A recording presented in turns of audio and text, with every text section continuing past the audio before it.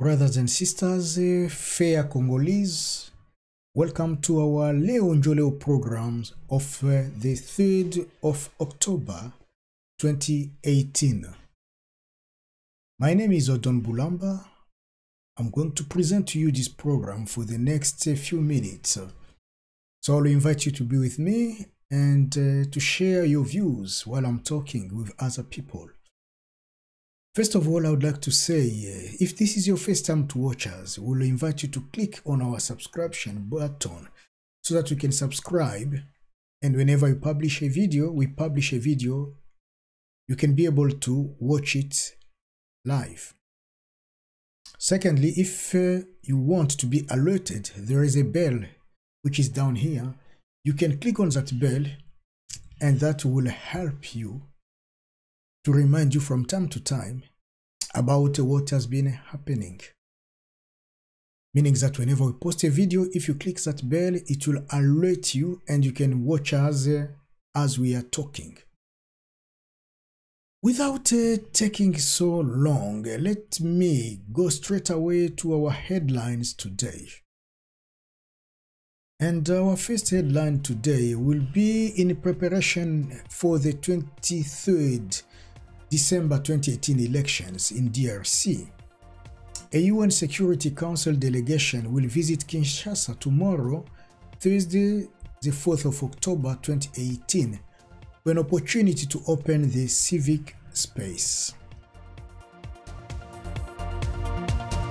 For the same, in the same area, in the same situation of electoral situation in the Congo, Nanga, who is the boss of the National Electoral Commission in the Congo, also invites the opposition to seduce the UN Security Council. He invites the opposition tomorrow in a meeting, so in order for the opposition to talk to him and to see what would happen for the elections. Isn't it this a seduction to the UN Security Council? The third point that we are going to talk about is with regard to the province of Haut-Katanga, the North Katanga province.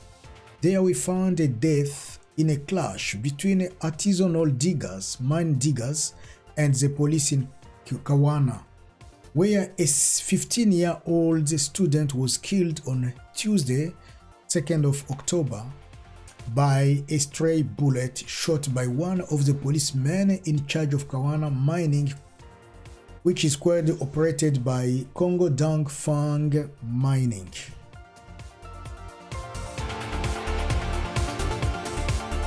A gang has attacked and killed a German tourist in Boma. That was on Monday, the 1st of October, around 10 p.m. local time.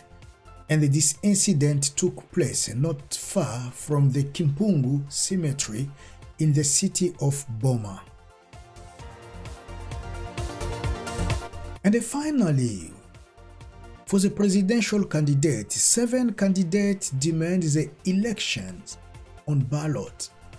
So the presidential candidates, those 7, has demanded on Tuesday that the Electoral Commission produce without complicating the situation the voting bulletin or the printed paper ballot for the elections, which is scheduled on the 23rd December 2018.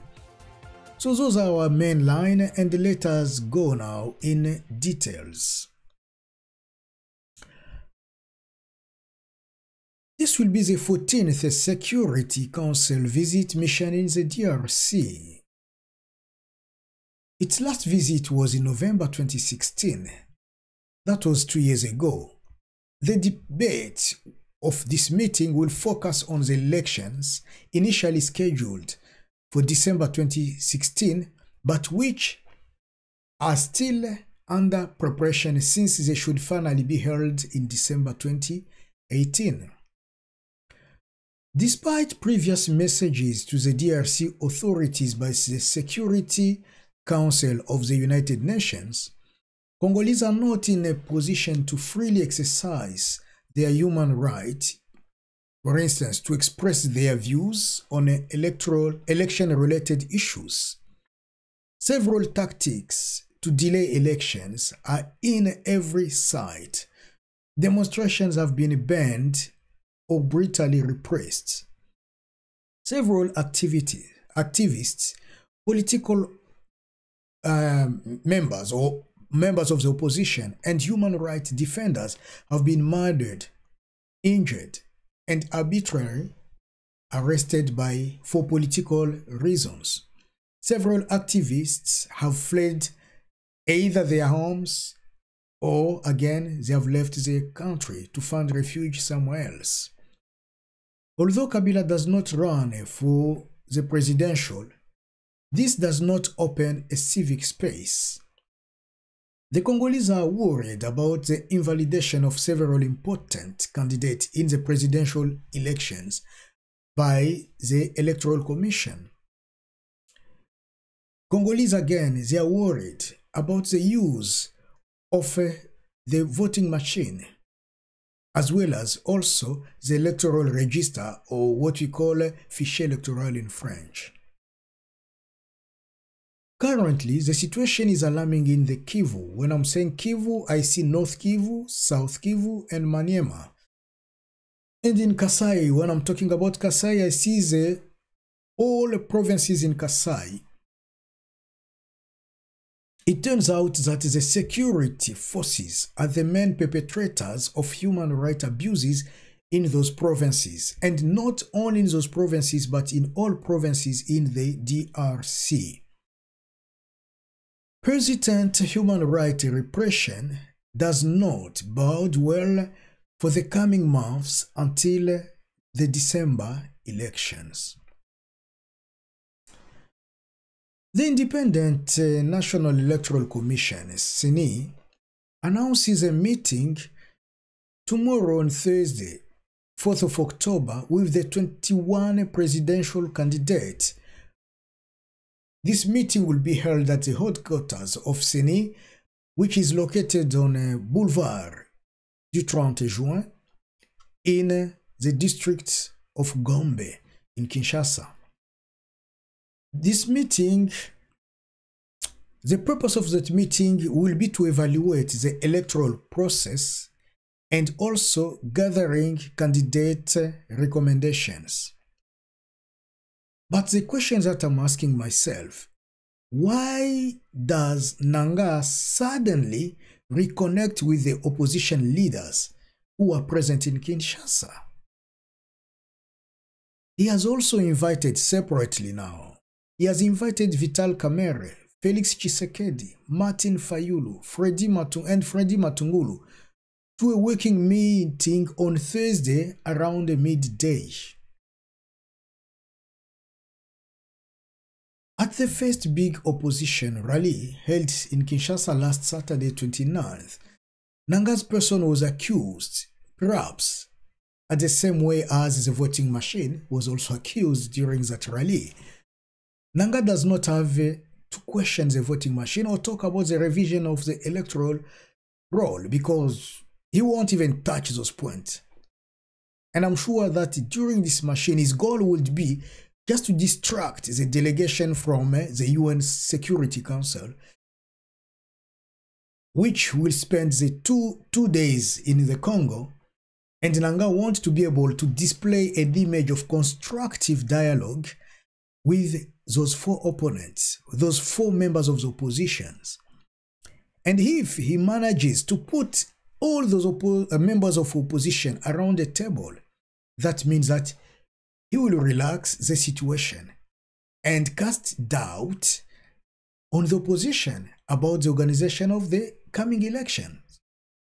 And if he cannot get them together, he will tell the United Nations delegation that the opposition refuses any contact or any dialogue. Moreover, the opposition have never been given such glory, such a treatment by Nanga or Kabila since they are candidates. This is the first time to approach them, to invite them to come and join the process for the first time, while it remains only 11 weeks before we go to the poll.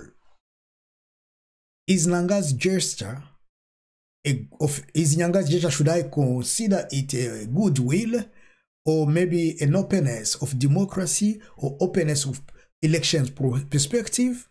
I would say no. That's my view. However, Florence Marshall, who is a spokesperson of the MONUSCO in the Congo, said that this mission will listen to all parties involved in the electoral process, including the population, the presidential majority, and members of the opposition. As a reminder for you, Joseph Kabila had, from the United Nations platform, demanded the gradual withdrawal of troops from the MONUSCO. In this regard, Florence Marshall emphasized that the working visit of the delegation of the Security Council is also part of a fact-finding mission on the way in which MONUSCO carries out its mandate. In other words, meaning that it's not Kabila who will ask us to leave. If the Security Council says that we have to leave, then we'll leave. Otherwise, we are not. That's the meaning of that. It is high. I mean, it's a good time for the UN. This is just my way of putting things. I think that it's a great time for the United Nations to intervene to silence. If not only to silence, maybe to remove Kabila from the power. May our opposition also remain united and send their message not only to the Security Council, but to the rest of the world. Message which is, we want elections in the Congo, but we really desire to have an inclusive election, a free election, an independent election. And they should also continue to insist. When I'm saying opposition, it's you and me and all our leaders of the opposition. We should continue to insist on the invitation of the international community to come, not only to support the electoral process, but also to guarantee the good conduct of the elections. Straight away we'll go to North Katanga, where a 15-year-old student was killed on Tuesday, 2nd of October in Kawama by a stray bullet shot by one of the policemen in charge of Kawama mining, where operated by Congo Dang Fang Mining, in short known as CDM. It was around 3 a.m., 3 o'clock in the morning of Tuesday, when a police officer fired at that young person who was coming back from the restroom, from the toilet. As you know, in our villages, toilets are not inside the houses, toilets are outside, and you have to walk maybe for 20 meters, 50 meters, sometimes even 60 or 100 meters to go to the toilet. And while he was coming back from the toilet, the police shot him dead. The village of Kawawana, for those who don't know, is located about 20 kilometers from Lubumbashi on the road to Likasi. Kawama village chief, by the name Kiapo, deplores this situation, calling the authorities to first secure the people and then mines later. After the incident, a demonstration was initiated by the residents of Kawana, carrying out anti-government chants and ransacking the Kawama Police Bureau, meaning that they broke the Kawama Police Office, and they also destroyed a home of a Congolese army soldier. The CDM company deplores what happened. The safety officer of this mining company says that for some time, this private-owned Kawama mining has often been invaded by artisanal diggers who plunder the minerals. Straight away, we go to Boma, where on Monday, the 1st of October at around 10 p.m., not too far from the Kimpungu Cemetery in Boma, Boma, which is about 100 kilometers west of Matadi. A German tourist was killed by a man belonging to a gang. The wife of this tourist was present at the time of this drama. She survived. The couple came from Angola and were on their way to Mwanda. It was around 10 p.m. as I said. 4 robbers came and they started to hit the car which was parked, and inside the car were 2 passengers, this man, the tourist, and his wife. They were on board. The tourist came out equipped with a gas self-defense aerosol can. The tourist wanted to chase the attackers. By throwing that self-defense aerosol can, which exploded, 3 of those attackers took off. But the 4th one started to fight this tourist. And by fighting him, he wounded him with a sharp metal. And he fled. The bandit, the attacker, fled. The tourist died because of those injuries. He bled a lot and passed away. Crime in Congo Central, particularly in Boma, has intensified in the recent days. Actually, the police has been looking for those bandits. Our condolences to the family of this German, our condolences also to the family which has lost that is a 15-year-old boy in Kawama, and our condolences to all the people who have been in trouble dying all over the DRC. We are going to our last point, which is about the presidential candidate Josée Ifoku, Sylvin Maurice Masheke, Théodore Ngoy Ilunga, Yves Mpunga, Gabriel Mokia, Seth Kikuni, and Radjabo Tebaro Soborabo, who demanded, that was on Tuesday, the 2nd of October, they demanded that the CENI to proceed without stopping to the printing paper ballot for the election, which is coming on the 23rd of December 2018. These 7 candidates affirm that the paper ballot is not the only voting method prescribed by the Congolese legislator, and this will not have any negative impact on the electoral calendar. So for them, the voting method, using paper and pen is the only voting method according to our law, and this will not impact the process. Meaning that Nanga should still have some time, enough time to consider the paper ballot. This group of 7 also demanded equitable access of all candidates to the public media. So all of them should have the right to speak at the same time, being treated at the same level. They finally denounced the use of public goods and personnel for electoral purposes on behalf of a single or any particular political group. What they wanted to say is that they sent a message to Kabila and the government, the illegal government of the Congo, to remove the police and the army vehicles from Shadari, because Shadari was given police vehicles, army vehicles. He has got people who looks after him, and that is not fair. So all of them should be treated equally. So this is the end of our message today.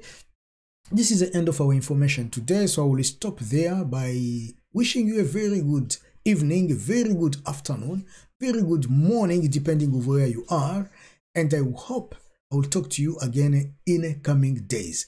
But before then, let me just make a short comment here about those 7 candidates. Now we can see this group of 7 candidates popping up. We have another group of 7 candidates where we have got Moïse Katumbi, Jean-Pierre Bemba, Vital Kamere, Félix Tshisekedi, and so on and so forth. And then we have again another group of 7 candidates that we don't hear. Also, we haven't heard from them yet, including Chiani and so on. It seems like we have got so far 3 different groups of the opposition. And it will be good if those opposition members will all come together and work as a team. However, we all know some of them are not true members of the opposition. They are just like a satellite that Kabila has been using to disturb the process. They are like, you know, those who have been voted. They're like branches of the FCC, of Kabila's, you know, MP, I should say, presidential majority, PM. And they are there just to disturb the opposition. But among them also, they might be those who are serious, those who can contribute, those who can participate, those who can be, they can make a value for the Congo. And if we see them united, that will be good. And of course, wherever they are, they have got some people behind them. 2 or 3 people can vote for one, and 5 or 6 people can vote for another one, and all of those are just making numbers. Meaning that if we come together, we get involved in one strong opposition leadership, then we'll win with success. But if we continue to be separated, there might be consequences. However, there are also advantages to be separated sometimes, but there are also advantages to be united. So that's the end of our news today, and I would like to say that on a Saturday, 10 a.m. time of Kinshasa, we'll have a reflection session where we'll talk about this transition that you have been hearing about. People have been talking about a 2-year transition in the Congo. I want to hear your opinion on that. Because at transitions, they are saying Kabila will remain as the head of the state, meaning he will continue to be the president, but they will remove from him a few ministries that will be given to the opposition, members of the opposition, and that for 2 years. Then we can go to the election. What do you think about that idea? I haven't yet received documents or, again, reliable sources of that information. But it has been said, maybe you have also heard about it, but you can debate about it. In case we go for that transition, a 2-year transition with Kabila as the president of the Congo, which will be like giving him again 2 more years of extension to continue to lead the country. What will be your say? What advice will you give to those Americans, to those who have been saying it, to those who will be led tomorrow with the Congolese people? Thank you very much for your time. Congo will remain one. Our Congo will remain strong, will remain united. Your contribution and mine, your participation and mine together will make Congo to move forward.